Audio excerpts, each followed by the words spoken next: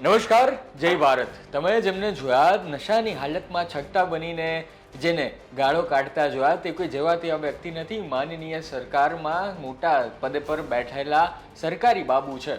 વાત કરી રહ્યો છું ભાવનગરના મામલતદાર જે દારૂ પીધેલી હાલતમાં પકડાયા છે અને જ્યારે પોલીસ તેમને સ્ટેશને લઈ આવી તો ત્યારે તો તેઓ અપશબ્દ પર ઉતરી આવ્યા હતા અને કઈ રીતે તેમણે ભાન ભૂલીને વર્તન કર્યું છે તેના સમાચાર અત્યારે ખૂબ વાયરલ થઈ રહ્યા છે. કારણ કે આ વ્યક્તિ જેમનું નામ છે મેહુલ ભટ્ટ, તેઓ અત્યારે માનનીય સરકારના સરકારી માણસ છે. આ એ જ સરકાર છે જે કહી રહી છે કે ભાઈ અમારા ગુજરાતમાં તો દારૂબંધી છે. તો હવે જો દારૂબંધી હોય તો જે સરકારી જ માણસ આવી રીતે દારૂ કઈ રીતે પી શકે છે? અને દારૂ પીને પછી જ્યારે પોલીસ તેમની ઉપર કાર્યવાહી કરવા માટે લાવે છે ત્યારે તેમણે જે વર્તન કર્યું તે તમે પહેલાં જુઓ ને ત્યારબાદ દારૂ પીને શું સજા મળે છે, દારૂ કેમ ન પીવું જોઈએ તેની પર થોડો નાનકડો નિબંધ તમને સંભળાવું. બંધ કર દે ભાઈ.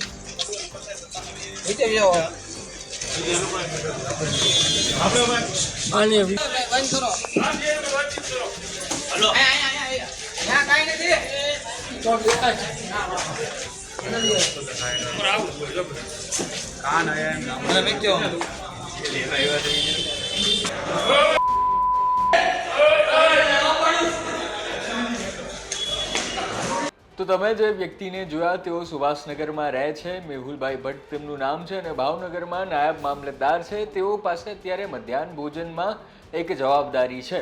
ટૂંકમાં જે તાલુકામાં કાગળથી લઈને કાનૂની કાયદાઓ સુધી તમામ વસ્તુ જે છે જે અધિકારીના હાથમાં હોય છે તે જ અધિકારીના હાથમાં ગઈકાલે રાતે દારૂની બોટલ પકડાઈ હતી અને ત્યારબાદ તેમના ઘરે તેમણે હોબાળો કર્યો હતો સોસાયટીમાં, તેમના વિસ્તારમાં. અને ત્યારબાદ પોલીસને બોલાવવામાં આવ્યો. 112 ફોન નંબર પર ફોન કરવામાં આવ્યો.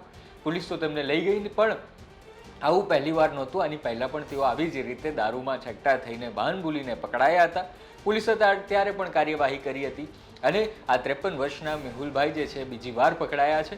હવે ટૂંકમાં જણાવી દઉં, જ્યારે દારૂ પીને પકડાવો છો ત્યારે શું થાય છે. દારૂ પીને પકડાવવું એ ગુજરાતમાં ગુનો છે. દારૂ તમારા ઘરેથી મળે તો પણ એ નવો ગુનો દાખલ થાય છે. અને મેહુલભાઈ જે છે તે સરકારી કર્મચારી છે, એટલે વિભાગના લોકો પણ તેમની ઉપર કાર્યવાહી કરે તેવી પૂરેપૂરી શક્યતા છે. ટૂંકમાં જે ગુજરાતમાં દારૂ નથી મળતું ત્યાં સરકારી કર્મચારીઓ પણ દારૂ પીને પકડાય છે. થોડા સમય પહેલાં તો એક પોલીસ અધિકારી પણ દારૂ પીને પકડાયા હતા.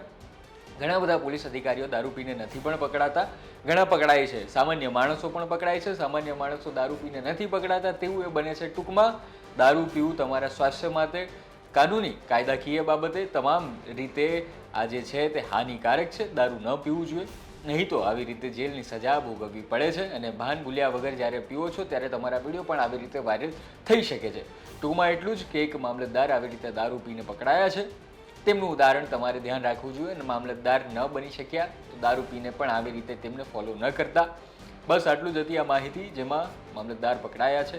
તમને શું કહેવું છે આ આખા વિષય પર તે તમે અમને જરૂર જણાવો. ધન્યવાદ.